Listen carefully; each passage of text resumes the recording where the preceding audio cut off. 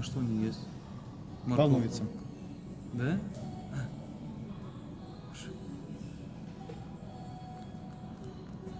Потому что стресс у животных. Ты подержи, ты подержи. Нет, сегодня мы его ни разу не доставали еще до этого момента.